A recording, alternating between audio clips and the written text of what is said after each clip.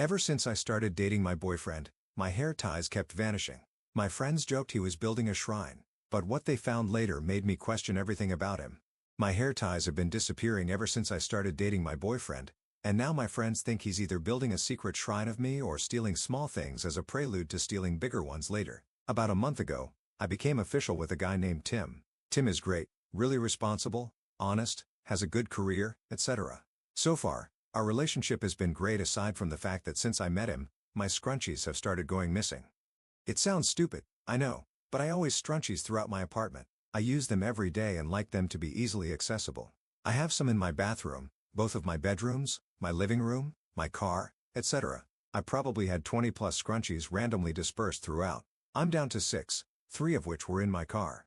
At first, I thought maybe I just lost 1 or 2, but before long, I noticed that entire stashes were missing. It's gotten annoying because anytime I go to reach for one, it's just gone. For example, I have a drawer under my sink where I had kept around 5 scrunchies. Sounds crazy, but I tend to take them, tie my hair back, do something else, and take it out in a different room. This assured me I would always have one on hand in the room I usually need them most.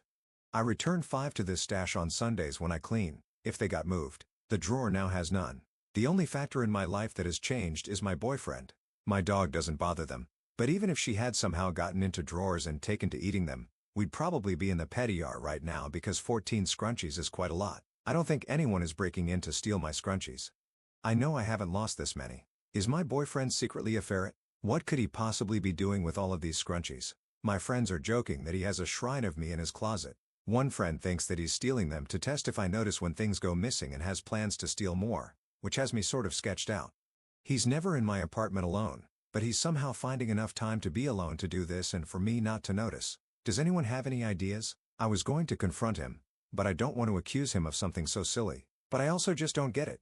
Help edit. Some of y'all just aren't any fun. Obviously, no one but him knows. I just wanted to preemptively prepare myself for reasons as to why he could be doing this. Also, it's just kind of funny, so I wanted to share. I thought the way this was written would kind of show that, but some people are taking it way too seriously. He's planning on coming over tonight, so it's definitely on the agenda to inconspicuously ask him where they've gone. At this point, if he says he doesn't know, I'm just going to set up a camera because, he's lying and needs to be called out. Or, B, someone unwelcomed is in my apartment stealing my stuff. Someone asked if it could be my dog, but I've pulled my couch out since this started happening. And honestly, my dog doesn't really steal things, so I'm 99.9% positive it's not her. She's an old gal and just sleeps mostly. Unless there's some other creature sneaking in and stealing, it's definitely a person's doing. A lot of people have said he might be tidying them up, but this is honestly impossible because they're nowhere to be found. I have a fairly large apartment, but unless he's storing them in a vent or something, they're just straight up missing. Either way, I should have some update tonight.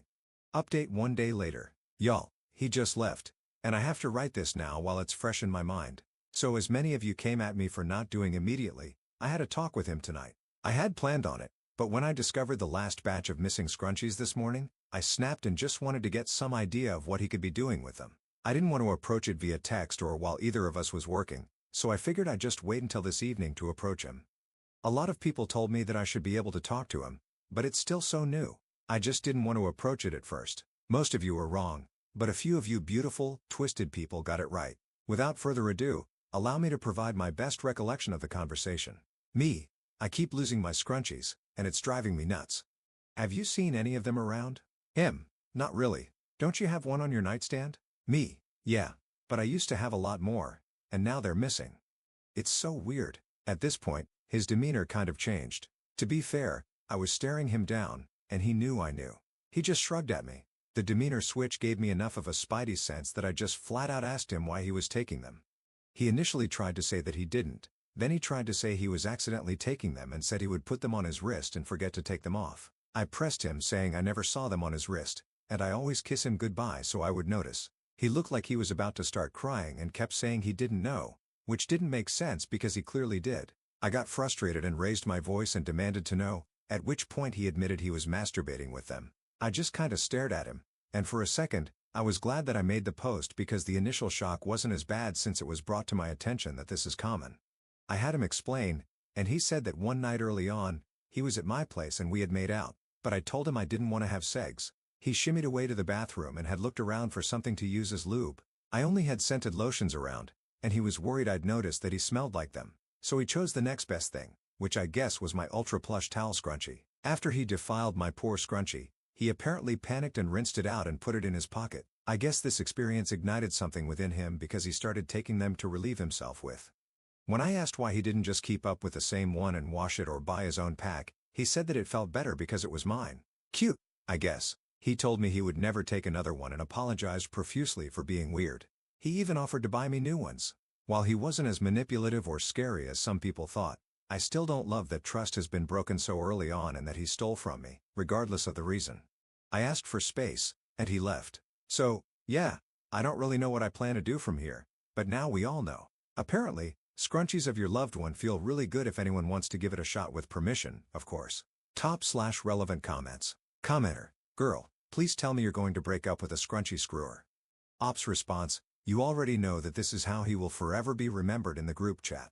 Unfortunately, men always do crazy things to me, and I'm known as the girl who dates the crazy men. We now have bodies in the river guy, laxatives in your pasta guy, squirrel guy, and our newest addition, the scrunchy screwer. Next guy has big shoes to fill. Commenter 2: Wait, what? We need all the tea on the others with these nicknames. Ops response: Okay, here's the rundown. Bodies in the river. My first boyfriend broke up with me when I was 18. The guy was really weird and gave off serial killer vibes, but never towards me, so I was naive and let it go. Right before we broke up, he talked about killing his dad and coworkers. He said he was a sociopath and never even loved me, was just used to me. I gingerly ended things and called the police. He also hit me around this time, which was a no-go for me. One specific thing that happened was us going to walk around a river in our city, and he said something to the effect of, I wonder how many bodies are in there. Bet a lot of people went missing, ended up in there, and were never found. Laxatives in your pasta guy. I dated this guy a year later. It started off weird because he pressured me into dating him by walking girls around my work.